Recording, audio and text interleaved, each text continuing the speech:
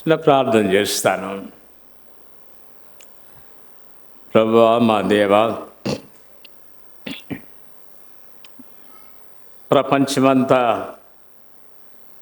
మీ పుట్టుకను జ్ఞాపకము చేసుకొని ఆనందిస్తున్నటువంటి ఈ దినాన మేము కూడా మా మందిరంలో మిమ్మను స్తుతించి ఘనపరచి మహిమపరచి ఆరాధించి మీ జీవము కలిగిన మాటలను వినడానికి నడిపించినందుకై మీకు స్తోత్రాలు చెల్లిస్తున్నాం. ఈ సమయంలో మీ వాక్యము ద్వారా మీరు మాతో మాట్లాడాలని కోరుతున్నాను. మా అందరికీ అవసరమైన వర్తమానమును అనుగ్రహించుము.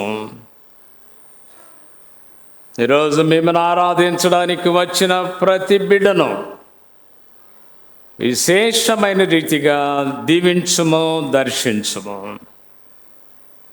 మీ సేవకుని కొద్ది నిమిషములు మీ నామ మహిమ కొరకు మాత్రమే వాడుకొనుమని, మా అందరితో మీరు మాట్లాడుమని, మీ పరిశుద్ధాత్మ నడిపింపును శక్తిని ప్రసాదించుమని యేసు నామముననే ప్రార్థన చేయుచున్నాం తండ్రి. ఆమేన్.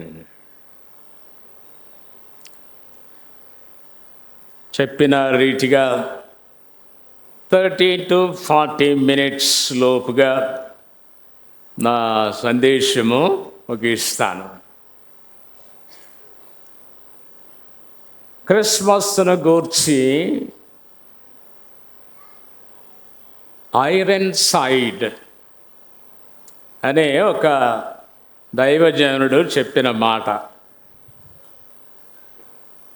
There is always the danger of keeping Christmas and losing Christ. There is always the danger of keeping Christmas and losing Christ. క్రీస్తును విడిచిపెట్టి క్రిస్మస్ను ఆచరించేటటువంటి ప్రమాదము ఈ క్రిస్మస్ దినాలలో ఉంది. మరొక దైవజనుడు అన్నాడు, the most important part of Christmas is the first 6 letters. Christmas అంటే మొత్తం 9 లెటర్స్ ఉంటాయి. ఆయన చెప్పాడు, the most important part of Christmas is the first 6 letters, that is Christ.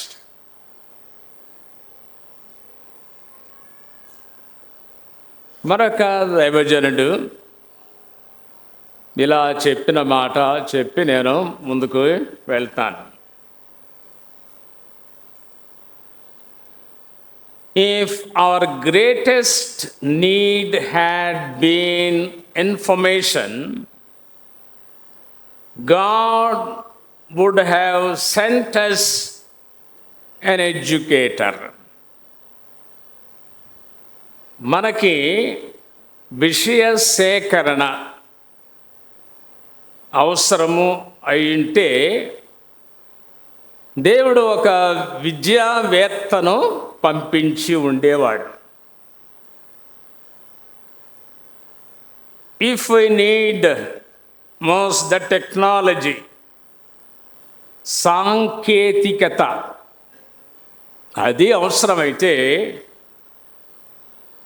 he would have sent a scientist, ఒక శాస్త్రవేత్తను పంపించి ఉండేవాడు. if our need is only money, he would have sent an economist, ఆర్థికవేత్తను పంపించి ఉండేవాడు.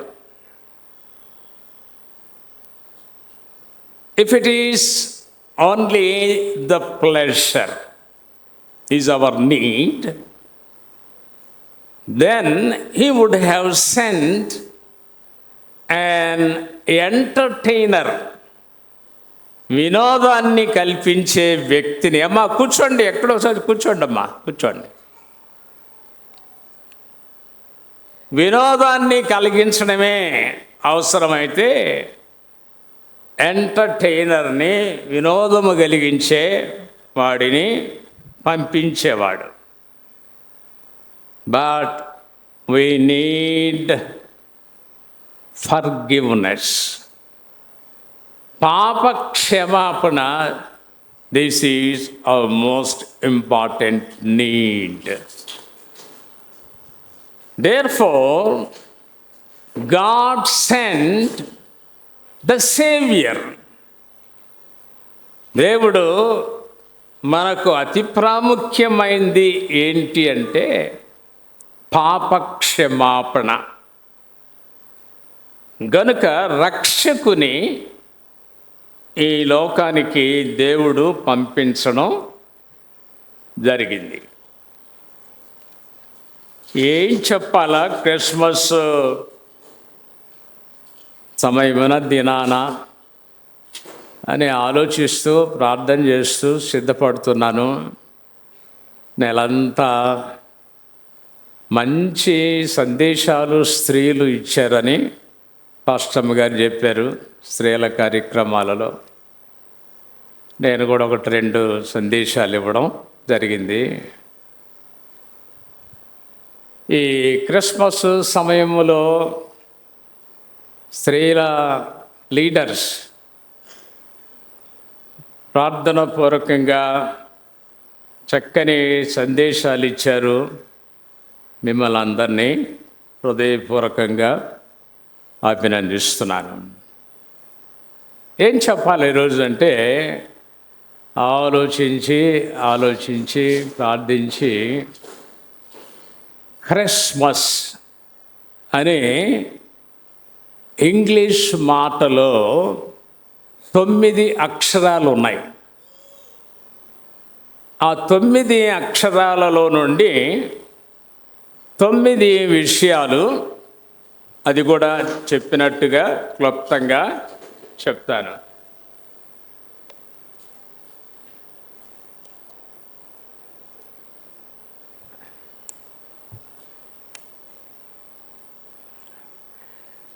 క్రిస్మస్లో మొదటి అక్షరము C, carols. Christmas సమయములలో పాటలు పాడతాం మనం. అది మంచి సందర్భం. కొంతమంది కేరళ అని, కేరళిన్ అని ఇలాగా పిల్లలకి పేర్లు పెట్టుకుంటారు. తెలుగులో కీర్తన అని ఇలా పేర్లు పెట్టుకోవడం జరుగుతుంది. క్రిస్మస్ సమయంలో ముఖ్యంగా కీర్తనలు పాడుట ప్రధానమైనటువంటి భాగమై ఉన్నది. No carols, no Christmas. పాటలు లేకుండా క్రిస్మస్ లేదు. మరి ఒక కీర్తన పాడింది లూకా 1:46 నుండి 55 వరకు.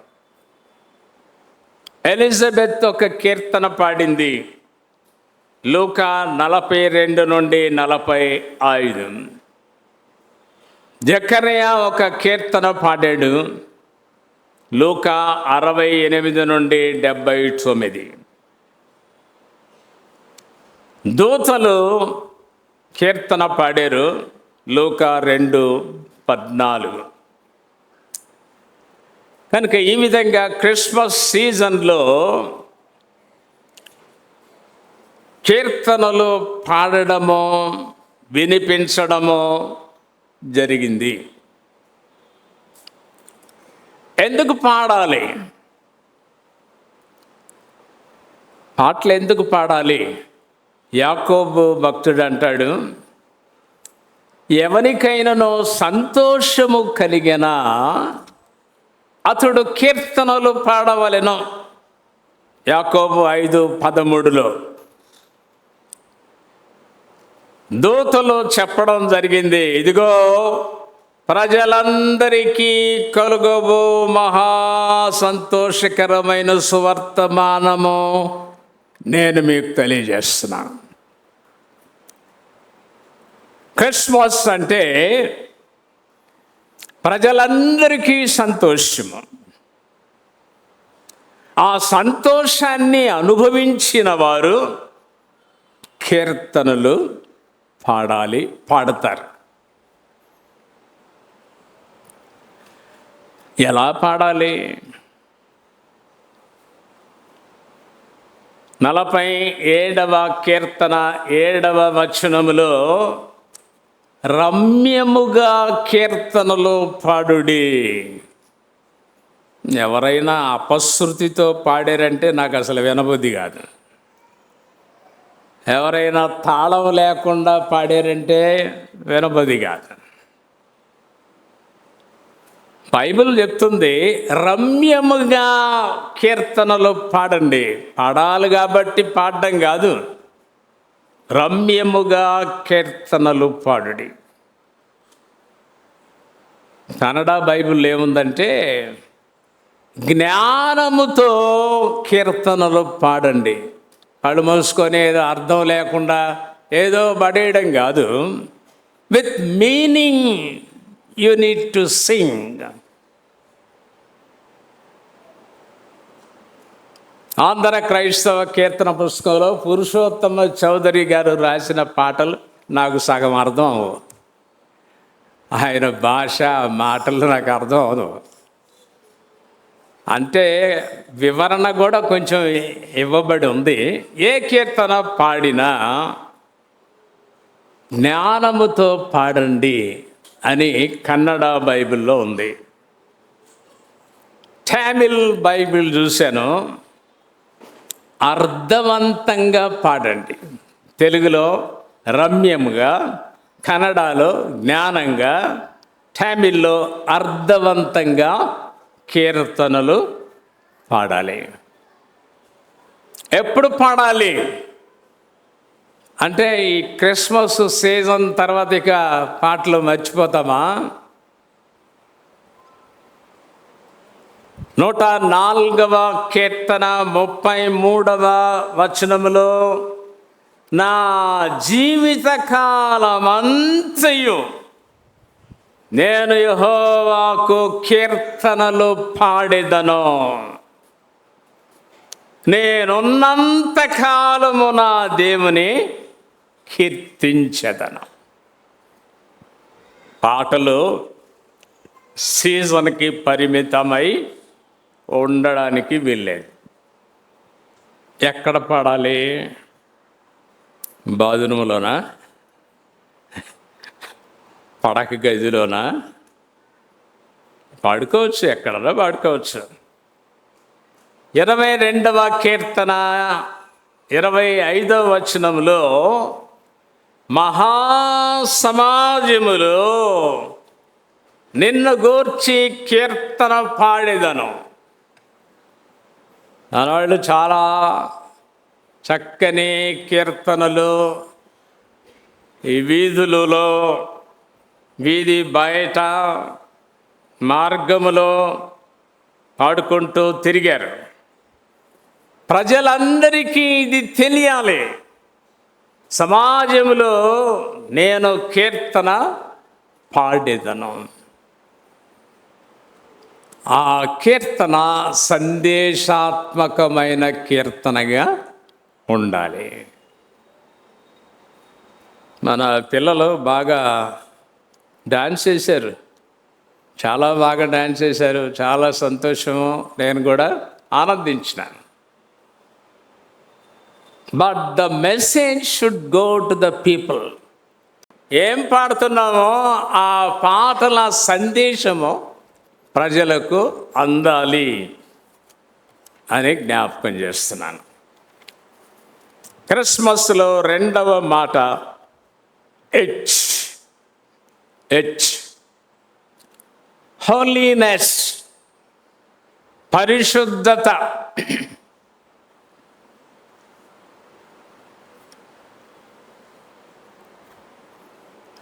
గబ్రియేలు దూత జకర్యాతో చెబుతూ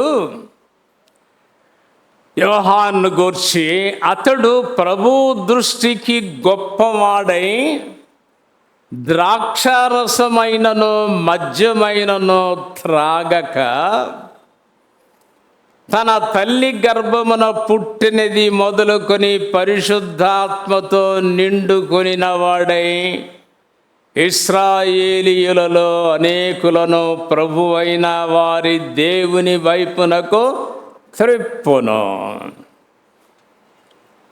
పరిశుద్ధమైన జీవితమును కాపాడుకుంటూ ఈ సందేశము ప్రజలకు అందించాలి. నేను చిన్నప్పుడు, మేము దాదాపు 40 సంవత్సరాలు రైల్వే క్వార్టర్స్లో, ఒకే రైల్వే క్వార్టర్స్లో ఉన్నాం. అప్పుడు చాలామంది ఆంగ్లో ఇండియన్స్ ఉండేవాళ్ళు, రైల్వేస్లో పనిచేసేవాళ్ళు. క్రిస్మస్ రోజు వాళ్ళ డాన్సులు, వాళ్ళ పాటలు చూడడానికి చాలా ఆసక్తిగా వాళ్ళ ఇళ్ళకి వెళ్ళేవాళ్ళం. క్రిస్మస్ అంటే డాన్సులు, పాటలు అవే కాదు. చిన్నప్పుడు మెడ్రాస్లో యాంథోనీ చర్చ్ అని క్యాథలిక్ చర్చ్ ఉంది. అప్పుడు ఆ క్యాథలిక్ చర్చ్కి క్రిస్మస్కి వెళ్తే ఆరాధన అయిన వెంటనే అందరు వచ్చి ముద్దులు పెట్టుకునేవాళ్ళు. ముద్దులు పెట్టుకోవడం, డాన్సులు వేయడం, పాటలు పాడడం, ఇవి నేను తప్పు అనడం లేదు, కానీ ఇందులో పరిశుద్ధత కనబడాలి.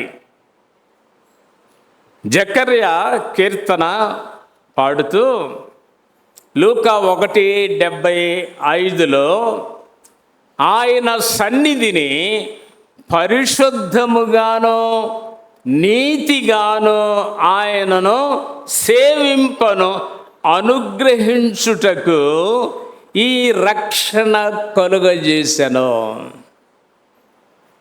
ఎందుకు అంటే మనమందరము ఆయన రక్తముతో శుద్ధీకరింపబడి, కడుగబడి, పరిశుద్ధపరచబడి, పరిశుద్ధ జీవితము జీవించడానికి ఈ క్రిస్మస్ ఒక మంచి సందర్భం.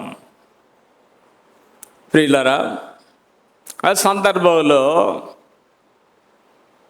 ప్రభు అన్నారు, నేను సువార్త ప్రకటించడానికి పంపబడ్డాను.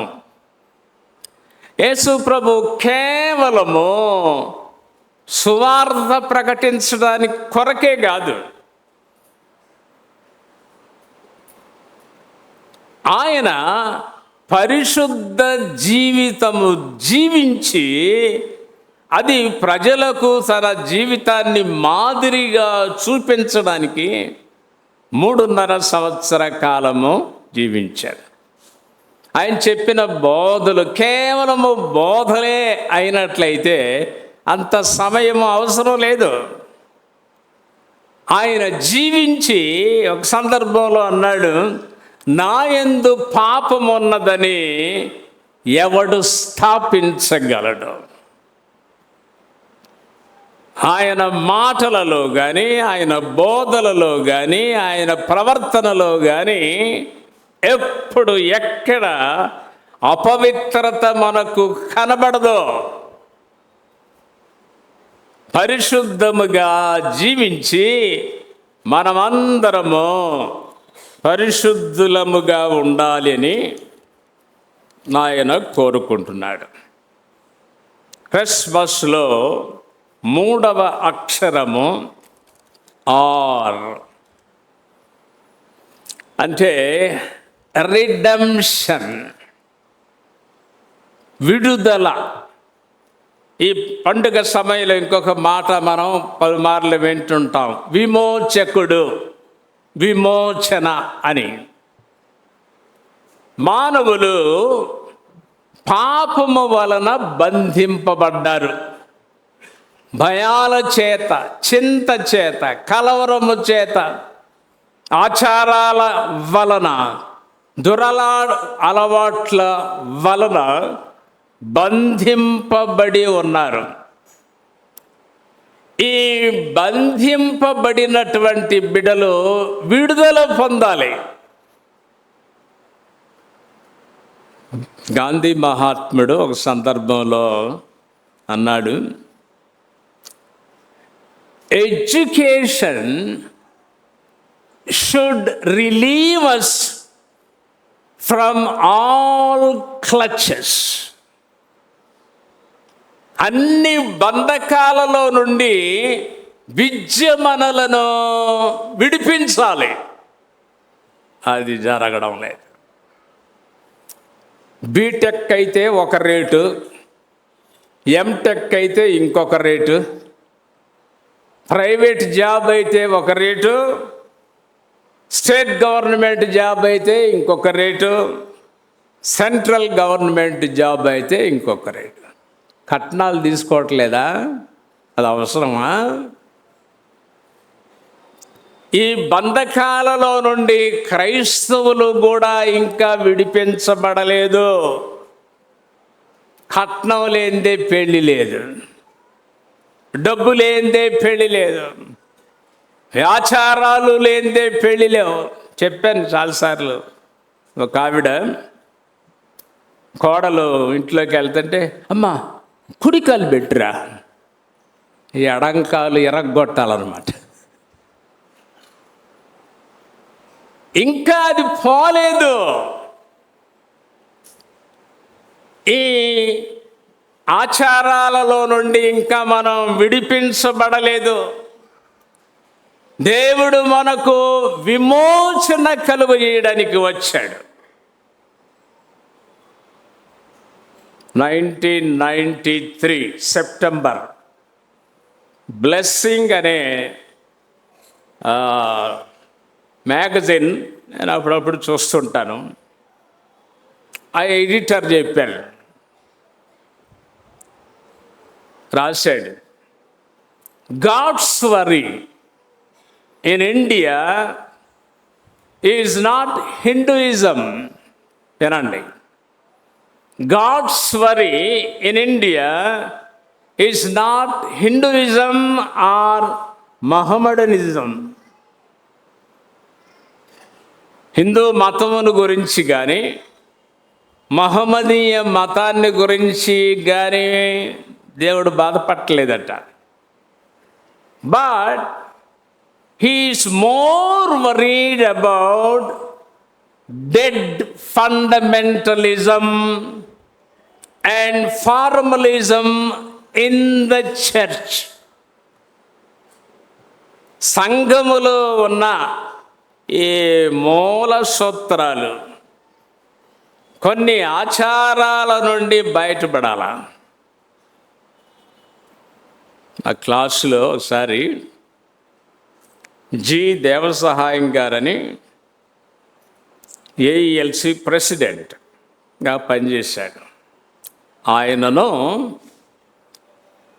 Ramapatnam Baptist theological seminary president Blanchard అనే దొరగారు ఇద్దరు వెళ్తున్నారట. చాలా చక్కగా మాట్లాడుకున్నారు. ఒక సందర్భం వచ్చేటప్పటికి దేవసహాయం, నువ్వు బాప్తిజం తీసుకున్నావా? ముంచటం బాప్తిజం మాకు అలవాటు లేదండి, చిలకరింపే మాకు అలవాటు. నువ్వు పరలోకానికి వెళ్తావని నేను అనుకోవటం లేదు అన్నాడు. ఆయన ఏఎల్సి ప్రెసిడెంట్, ఈయన రామాపట్నం సెమినరీ ప్రెసిడెంట్. ఇద్దరు మాటల్లో ఆయన చెప్పిన మాట అంటే కొన్నిసార్లు అది తప్పనిసరి. మారు మనసు పొందిన వారు తప్పక బాప్తిజం తీసుకోవాలి. ముంచడం బాప్తిస్మమే బిబ్లికల్ వే. బ్యాప్టిజో అనే మాట నుండి వచ్చింది బ్యాప్టిజం. అంటే అక్షరార్థం ఏంటంటే ముంచుట, చిలకరించడం కాదు. సరే, అది ఆ ఆచారాలు కొన్ని పాటిస్తున్నారు. ఇంకా they are very particular about following the traditions and fundamentalism. వీటి నుండి మనం బయటపడాల. ఇది వరకు లూథరన్స్కి బ్యాప్టిస్ట్ వాళ్ళకి అసలు పడేది కాదు. ఇది వరకు దినాల్లోనంట ఎవరైనా బ్యాప్టిస్ట్ వాళ్ళ ఇంటికి లూథరన్ ఎవరన్నా వస్తే వెళ్ళిపోయిన తర్వాత కళ్యాపు చల్లేవాళ్ళట, వచ్చాడు అపవిత్రుడు, అపవిత్రం అయిపోయాము అని. ఇవన్నీ these are not so important. But వాటిని పట్టుకోవద్దు, అది ముఖ్యం కాదు. We must be relieved from all kinds of clutches. అన్ని బంధకాలలో నుండి మనం బయటపడాలి. ఇందులో 4 క్రిస్మస్లో 4వ అక్షరం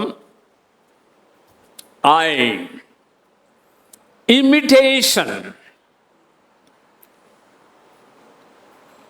థామస్ ఏ కెంపిస్ అని ఆయన చాలా చక్కని కీర్తన పుస్తకం రాశాడు, ఇమిటేషన్ ఆఫ్ క్రైస్ట్. ఎవరన్నా చదవకపోతే చదవండి. Imitation of Christ by Thomas a Kempis. అందులో చాలా చక్కగా వ్రాస్తాడు, మనమందరము ఆయనను అనుకరించడం కోసం ఆయన ఒక విధమైన జీవిత విధానాన్ని జీవించి మనకి చూపాడు. అందరి క్రైస్తవ కీర్తన పుస్తకంలో 543వ కీర్తనలో ఒక కీర్తన, అందులో ఆ రైటర్ అంటాడు, అనుకరించేదా నేను అనుదినమున బాలుడేసును అనుకరించేదా, జ్ఞానమందు వయస్సునందు దేవుని ప్రేమయందు మానవుల దయందు పెరిగిన బాలుడేసుని అనుకరించేదా. ఇందాక ఫిలిప్పీ పత్రిక చదువుకున్నాం, ప్రసాద్ గారు చదివారు. 2వ అధ్యాయం 5వ వచనములో క్రీస్తు యేసునకు కలిగిన ఈ మనస్సు మీరును కలిగి ఉండండి. కొంతమంది పాస్టర్స్ యేసు ప్రభులాగా ఉండాలని గౌన్లు వేసుకోవడం, మాట్లాడడం, ఆ తీరు బయట outward, not outward appearance or outward activity. Yesu ప్రభులాగా ఉండాలా. ఆ సందర్భంలో ఆయన చెప్పారు, నేను మీకు చేసిన ప్రకారము మీరును చేయవలనని మీకు మాదిరిగా ఇలా చేశాను. ఆయన మాట మాదిరి, ఆయన జీవితం మాదిరి, ఆయన బ్రతుకు విధానము మనందరికీ మాదిరి. Imitate him. 5 క్రిస్మస్లో 5వ మాట ఎస్, సింప్లిసిటీ. ఆయన జీవించినటువంటి జీవితము సాధారణ జీవితము. His life style was simple. His dress was simple, his eating habits were simple, his stay was simple. దేవుడు దాసుని రూపము ధరించుకొని ఒక దాసునిగా అంత తగ్గించుకొని సాధారణ జీవితాన్ని జీవించినాడు. 2 కొరింథీ 8:9 ఆయన ధనవంతుడయుండియు మీరు తన దారిద్ర్యము వలన ధనవంతులు కావలనని మీ నిమిత్తము దరిద్రుడాయను. సరి అయిన నివాసం లేదు. నేను నీతో వస్తానంటే మనుష్య కుమారునికి తలవాల్చుకోవడానికి కూడా స్థలం లేదు. అంత సాధారణ జీవితాన్ని జీవించినాడు. చెప్పాలంటే నిరాడంబర జీవితము. యేసు ప్రభు జీవిత విధానము నిరాడంబర జీవితము. మనం కూడా సాధారణ జీవితాన్ని అలవర్చుకోవలసి ఉంది. అరగంట అయింది.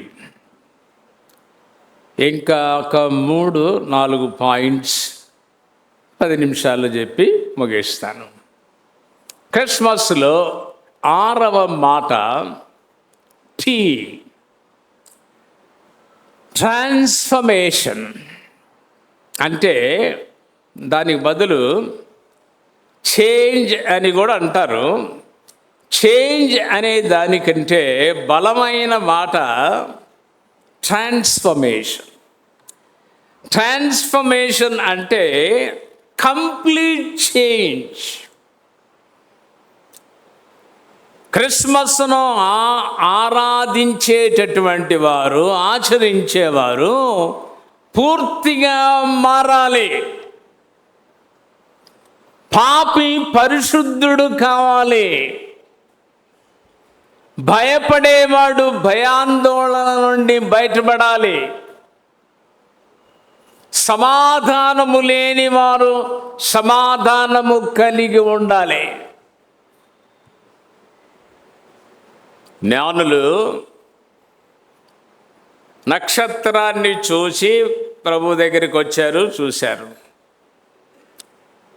మత్తయి సువార్త 2:12 దేవుని చేత బోధింపబడిన వారై వారు మరొక మార్గంలో వెళ్ళారు. క్రిస్మస్కు వచ్చిన వారు అలాగే వెళ్ళిపోకూడదు. There must be transformation in your life by celebrating Christmas.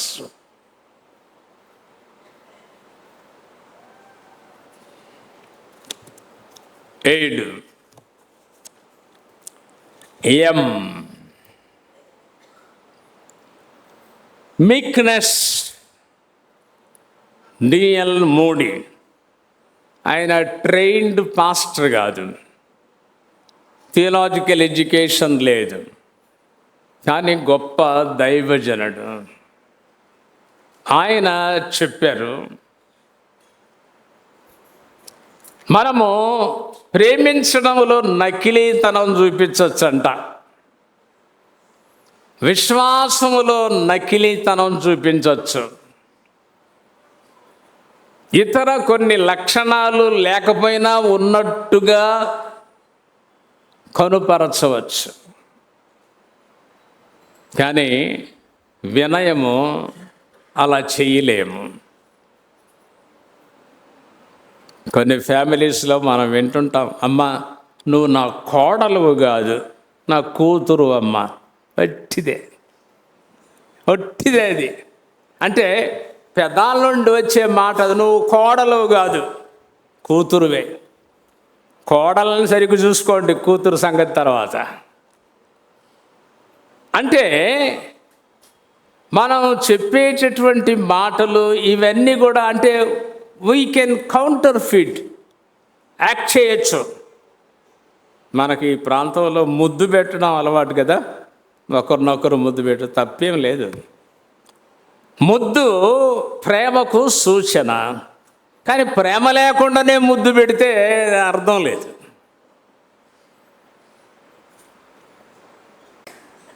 Mother Teresa గారు అన్నారు, నమ్రత, సాత్వికత అంటే ఏంటంటే to accept insults and injuries, to speak as little as possible of once own self, to be kind and gentle even under provocation.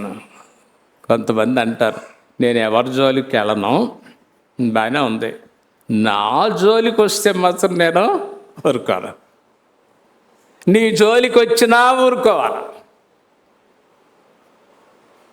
నా నిమిత్తము జనులు మిమ్మల్ని నిందించి హింసించి అబద్ధముగా చెడ్డ మాటలెల్లా పలుకుదురు, సంతోషించి ఆనందించండి. అందరూ మనల్ని మెచ్చుకోరు, ఎంత మంచి చేసినా విమర్శ ఉంటుంది. ఆ విమర్శలను బట్టి కృంగిపోనవసరం లేదు. అనుమానములు, గాయములు అంగీకరించుట సాత్వికత. తనను గురించి తాను ఎంత తక్కువగా మాట్లాడాలో అంత తక్కువగా మాట్లాడుట సాత్వికత. కోపము రేపిన దయగా నెమ్మదిగా ఉండుట మీక్నెస్. చాలామంది చెప్తారు meekness is not a weakness. సాత్వికం అంటే అది బలహీనత కాదు. Meekness is power under control. Meekness is not weakness, but spiritual strength. ఆత్మ సంబంధమైన బలం. క్రిస్మస్లో 8వ అక్షరము A. This Christmas is not for Christians. క్రైస్తవులకు కాదు ఇది. దూతలు తెలియజేస్తూ చెప్పిన మాట, ఇదిగో ప్రజలందరికీ కలుగబో మహాసంతోషకరమైన స్వార్థవారం. The Christmas is not for a particular group, a particular people. This is for all. Tamil బైబిల్లో అన్ని జనులకు అని ఉంది, ప్రజలందరికీ అని తెలుగులో చదివాము. తమిళ్ ఏముంటుందంటే అన్ని జనులకు. కన్నడ బైబిల్లో జనులందరికీ, వాళ్ళు ఎక్కడున్నా సరే, ఏ దేశంలో ఉన్నా, ఏ రంగులో ఉన్నా, ఏ భాష మాట్లాడినా, this Christmas is not for few, this is for all, అందరికీ. చివరిగా క్రిస్మస్లో 9వ మాట ఎస్, షేరింగ్. మనకున్నది ఇతరులకు ఇవ్వాల. ఒక ఆయన చెప్పారు, టు యువర్ ఎనిమీ, నీ శత్రువుకి గివ్ ఫర్గివ్నెస్, టు అపోనెంట్, వ్యతిరేకికి to show tolerance, to Christ give your heart, to customer give service, to every child a good example. క్రిస్మస్లో ఇచ్చిపుచ్చుకోవడాలు, ఈ పప్పలు, ఈ క్రిస్మస్ ఐటమ్స్, స్నాక్స్ ఇవన్నీ మంచి అలవాటే. దాని వెనక వాటితో పాటు ప్రభువుని ఇతరులకు అందించాల. Share Christ. That is more important than the things we share to others. ప్రార్థన చేయదము. ప్రేమ కలిగిన పరిశుద్ధ తండ్రి, ఈ క్రిస్మస్ దినాన మిమ్మల్ని ఆరాధించడానికి, మీ జీవము కలిగిన మాటలను ఆలకించడానికి మీరు అవకాశం ఇచ్చారు. మీకు స్తోత్రాలు. ఇదిగో ఈ పండుగ దినాన మీ మందిరానికి వచ్చిన కొందరు అనారోగ్యంగా ఉండి తమ హస్తములను ఎత్తి చూపిస్తూ మీరు దయతో స్వస్థపరచాలని కనిపెడుచుండగా, హస్తములు ఎత్తి చూపిస్తున్న బిడ్డలందరినీ మీ శక్తి కలిగిన చేతులకు సమర్పిస్తున్నాము తండ్రి. మీరే ముట్టి వారికి కావలసిన పరిపూర్ణమైన ఆరోగ్యమును దయచేయము. మేము ఆరాధన ముగించుకొని మా గృహాలకు వేడుచుండగా మీ దీవెనలు, ఆశీర్వాదాలు సమృద్ధిగా మా అందరికీ దయచేసి క్షేమంగా మమ్మల్ని నడిపించుమని యేసు నామముననే ప్రార్థన చేయుచున్నాము తండ్రి. ఆమేన్. ఇప్పుడు మన పరమ తండ్రి అయిన దేవుని ప్రేమ, మన ప్రభువును రక్షకుడును భూలోకానికి మానవ రూపాన్ని ధరించుకుని వచ్చిన క్రీస్తు కృప, పరిశుద్ధాత్మని దీవెన, ఆదరణ, సమాధానం కూడిన మనందరికీ, మన కుటుంబాలకు, మన సంఘాలకు సదా తోడయుండునుగాక. ఆమేన్.